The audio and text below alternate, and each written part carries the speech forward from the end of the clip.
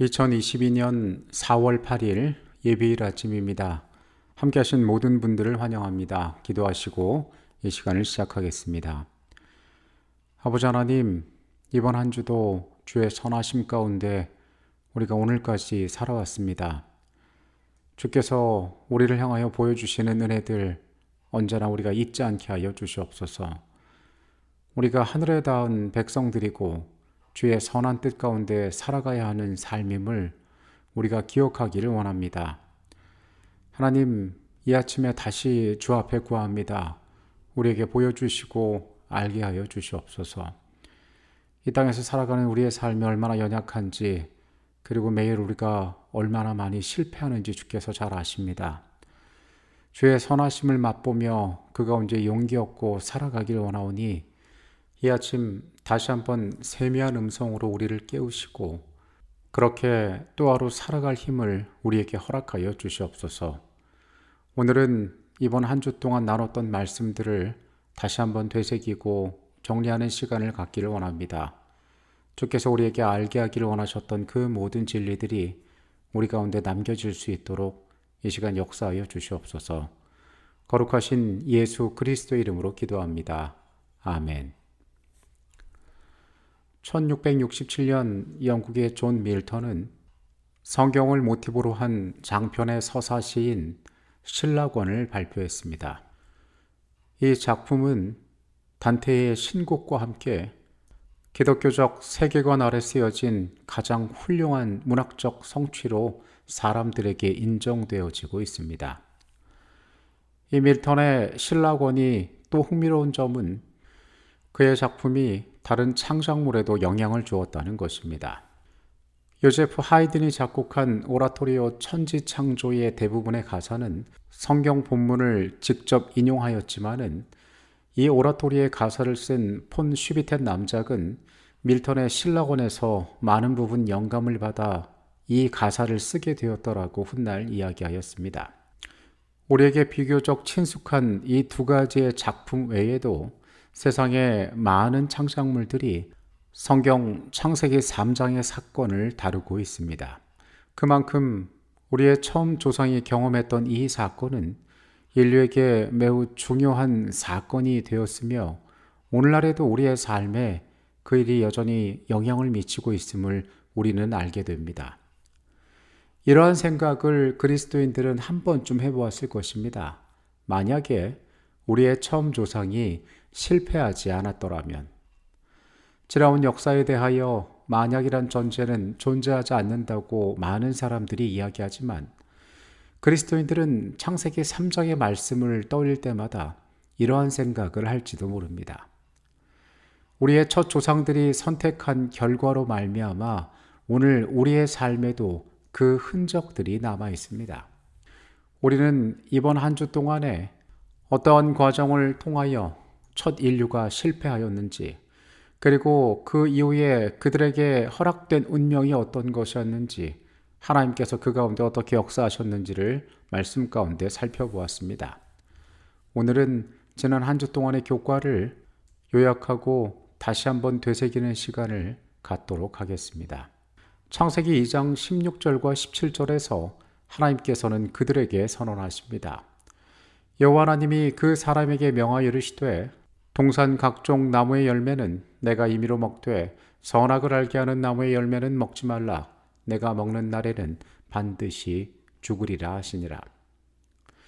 이러한 경고가 주어진 이유는 만약에 이러한 경고가 주어졌음에도 불구하고 그것을 무시하고 불순종하였을 경우에 그들이 반드시 죽을 것이기 때문이었습니다. 만약에 그들이 이 경고를 무시하고 불순종하게 되어서 죄인이 된다면 그들에게 영원한 생명을 줄 수 있는 생명나무에 접근할 수 없게 될 것이었습니다. 그리고 그들은 그 생명나무의 열매를 먹지 못하게 되는 것은 물론이고 그들이 거처하던 그 에덴에서 쫓겨나게 될 것이었습니다. 이 내용이 실제로 벌어졌고 그 과정을 묘사하고 있는 것이 창세기 3장의 내용입니다. 우리는 처음 지어진 인류가 하나님과의 완전한 관계 속에 거하다가 유혹에 넘어가고 실패하여서 그 약속대로 그들이 많은 것들을 상실하게 되는 과정을 3장에서 살펴봅니다. 창세기 3장 1절은 뱀이라는 단어로 시작됩니다. 그런데 뱀은 여호와 하나님이 지으신 들짐승 중에 가장 간교하니라. 뱀이 여자에게 물어 이르되 하나님이 참으로 너희에게 동산 모든 나무의 열매를 먹지 말라 하시더냐. 뱀은 아름다운 짐승이었습니다. 그리고 이 뱀을 성경에서는 거짓의 아비가 그것으로 변하였다라고 이야기하고 있습니다. 창세기 3장에 등장하는 이 동물은 인류를 악으로 빠뜨리는 데 있어서 중요한 매개체의 역할을 담당합니다. 성경은 이 뱀의 정체를 나타내고 있는데 이 뱀은 곧 마귀였습니다. 이 기만적인 존재, 매우 교활한 방법으로 사람에게 다가와서 그 자신의 실체를 선명하게 드러내기보다는 자신도 하나님을 섬기는 자처럼 매우 교묘한 언어로 우리의 첫 조상에게 다가왔던 것입니다. 뱀의 유혹은 사람에게 치명적인 것이었습니다. 3절부터 5절까지에는 이런 말씀이 나옵니다. 동산 중앙에 있는 나무의 열매는 하나님의 말씀에 너희는 먹지도 말고 만지지도 말라. 너희가 죽을까 하노라 하셨느니라. 뱀이 여자에게 이르되 너희가 결코 죽지 아니하리라. 너희가 그것을 먹는 날에는 너희 눈이 밝아져 하나님과 같이 되어 선악을 알 줄 하나님이 아심이니라. 뱀은 기만적인 언어로 인류를 설득합니다. 그가 여기에서 말하는 것은 매우 논리적이고 더 많은 진리를 알고 있는 것처럼 이야기했지만 실상 그것은 거짓이었습니다. 뱀은 정면으로 하나님의 경고에 반박합니다. 너희가 결코 죽지 아니하리라. 그리고 더 나아가서 그것을 먹었을 때에 너희의 눈이 밝아져 하나님과 같이 되는 것을 하나님께서 싫어하셔서 너희로 하여금 이것을 금지하셨다라고 이야기합니다. 하나님이란 분의 진심을 의심하게 하는, 그리고 이 약속을 왜곡하는 거짓이 이 달콤한 말 가운데 치명적으로 숨어 있었던 것입니다. 그리고 이것에 인류는 실패하게 됩니다. 여자가 먼저 그 열매를 먹고 그 남편과 함께 나눠 먹음으로써 그들은 하나님의 경고를 무시하고 죄에 빠지게 됩니다. 그들이 처음 겪은 것은 부끄러움이었습니다. 그들에게 의의 옷이 사라졌습니다. 그리하여서 그들은 하나님이 주신 것이 아니라 그들 스스로 만든 옷으로 그들을 가리우게 되었습니다. 그때 그곳에 여호와 하나님께서 그들을 찾아오십니다. 그들이 그날 바람이 불 때 동산에 거하시는 여호와 하나님의 소리를 듣고 아담과 그의 아내가 여호와 하나님의 낯을 피하여 동산 나무에 숨은지라.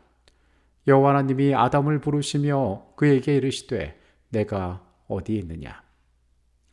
그날 하나님께서 그들을 찾아오신 것은 다른 여느 때와 크게 다른 것이 아니었습니다. 그들은 죄가 없을 때에 하나님과 동산에서 교통하던 존재들이었습니다. 그런데 그날 그들은 숨기를 원하였습니다. 하나님을 만나기를 두려워하였습니다. 왜냐하면 그들이 벌거벗은 것을 알고 있었기 때문이었습니다. 하나님께서는 그들의 타락을 아셨습니다. 그들의 실패를 알고 계셨습니다. 그러나 그들을 부르십니다. 내가 어디 있느냐고 그들을 부르십니다. 하나님께서는 그들 가운데 기회를 허락하기를 원하셨습니다. 그들의 운명을 돌이키기를 원하셨습니다. 그러나 인간은 자신의 잘못에 대한 진실한 회개는 없이 뱀을 탓하고 자신에게 주신 여인을 탓함으로 그 모든 것의 근원에 어쩌면 하나님 때문에 이 일이 되었다라고 변명하는 그러한 말들을 내뱉게 되었습니다. 상황은 절망적이었습니다. 그 약속대로, 그 선언대로 그들을 기다리고 있는 것은 죽음이었습니다. 그러나 하나님께서는 인간에게 심판을 말씀하시기 전에 먼저 뱀에게 저주를 선고하십니다. 여호와 하나님이 뱀에게 이르시되 내가 이렇게 하였으니 내가 모든 가축과 들의 모든 짐승보다 더욱 저주를 받아 배로 다니고 살아있는 동안 흙을 먹을지니라. 내가 너로 여자와 원수가 되게 하고 내 후손도 여자의 후손과 원수가 되게 하리니 여자의 후손은 내 머리를 상하게 할 것이요 너는 그의 발꿈치를 상하게 할 것이니라 하시고, 뱀에 대한 저주의 선언 가운데 긴 역사를 통하여 뱀과 여자의 후손 간의 싸움이 있을 것임을 하나님께서는 말씀하십니다.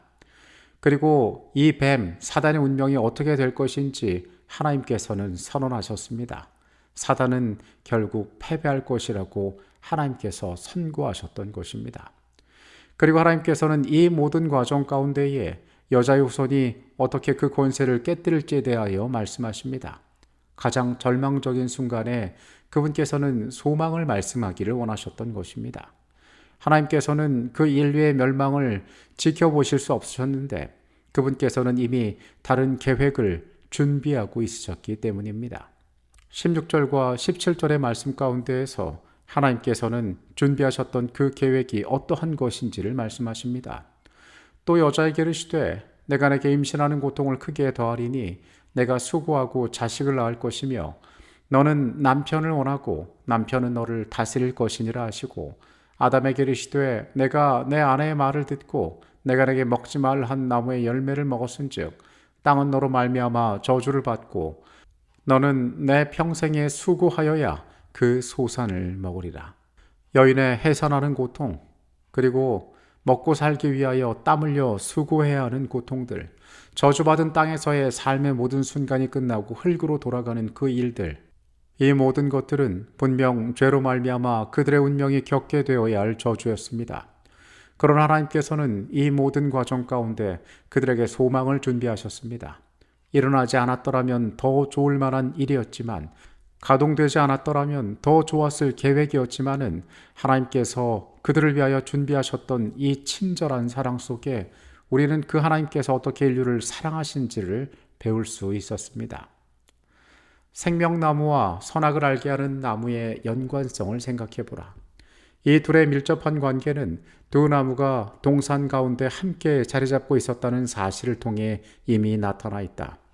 그러나 이 둘은 지리적 관계 이상의 연관성을 가지고 있다. 인간이 하나님께 불순종하여 선악을 알게 하는 나무의 열매를 따먹었기 때문에 그들은 생명나무에 접근할 수 없었으며 영원히 살 수 없었다. 이 연관성은 매우 심오한 원칙을 가르쳐준다. 솔로몬이 그의 아들에게 가르쳤던 것처럼 도덕적 그리고 영적 선택들은 우리의 생물학적 생명에 영향을 미친다. 내 아들아, 나의 법을 잊어버리지 말고 내 마음으로 나의 명령을 지키라. 그리하면 그것이 내가 장수하여 많은 해를 누리게 하며 평강을 더하게 하리라. 이와 같은 연관성은 길 가운데 오직 생명나무만 있는 미래의 하늘 예루살렘에서 다시 등장한다. 하나님께서 하와를 창조하셨을 때 그분은 그가 남성보다 열등하거나 우월하도록 계획하지 않으시고 모든 면에서 그와 동등하게 되도록 계획하셨다. 그러나 하와의 범죄 이후 그녀가 첫 번째 범죄자이므로 주께서는 아담이 그녀를 다스려야 한다고 그에게 말씀하셨다. 그녀는 남편에게 복종해야 했으며 그것은 저주의 일부였다. 많은 경우에 그 저주는 여성의 운명을 매우 괴로운 것이 되게 했고 그녀의 생애를 짐이 되게 하였다. 하나님께서 남성에게 부여하신 우월성은 남성이 여러 면에서 독재적인 힘을 행사함으로 그것을 남용하게 하였다. 원하신 지혜자께서는 인류에게 또 다른 시련의 기회를 줌으로써 그들에게 두 번째의 은혜의 기간을 허락하는 구속의 경륜을 고안하셨다. 창세기 3장은 실패의 이야기입니다. 이번 교과의 주제처럼 타락의 이야기입니다. 그들이 낙원을 잃어버리는 이야기입니다. 얼마나 큰 특권과 아름다운 관계 가운데에서 그것이 깨어짐으로 그들이 결국 흙으로 돌아가는 죽음의 이야기입니다. 그러나 이와 동시에 이것은 소망의 이야기이기도 합니다. 그들이 죽게 되었으나 하나님께서 그들을 포기하지 않으셨던 것입니다. 여인이 생명을 잉태하고 해산하는 고통을 겪는 가운데 그들은 소망을 품을 수 있었으니 그것은 여인의 후손이 뱀의 머리를 상하게 할 것이기 때문이었습니다. 약속하신 그 방법대로 하나님께서 공의와 구원을 그분의 정하신 시간 가운데 완벽하게 이루셨음을 우리는 말씀에서 바라봅니다. 그 하나님께서 여전히 죄 가운데 거하는 우리를 향하여 소망을 두고 계심을 오늘 다시 한번 발견합니다. 여전히 우리 앞에 그 소망이 놓여 있습니다. 우리를 사랑하시고 소망 가운데 거하신 그 하나님께서 우리의 주인 되심을 오늘 다시 한번 감사하고 그 붙잡은 소망으로 우리의 삶에 살아갈 양식을 삼게 되시기를 바라겠습니다. 함께 기도하시겠습니다. 주님, 가장 곤란한 가운데에서 소망을 보여주신 주의 은혜를 기억하길 원합니다.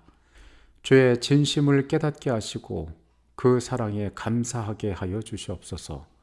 그리하여 주께서 선히 여기시는 길로 우리의 삶이 걸어가고 주께 영광 돌리게 하여 주시옵소서. 거룩하신 예수 그리스도 이름으로 기도합니다. 아멘.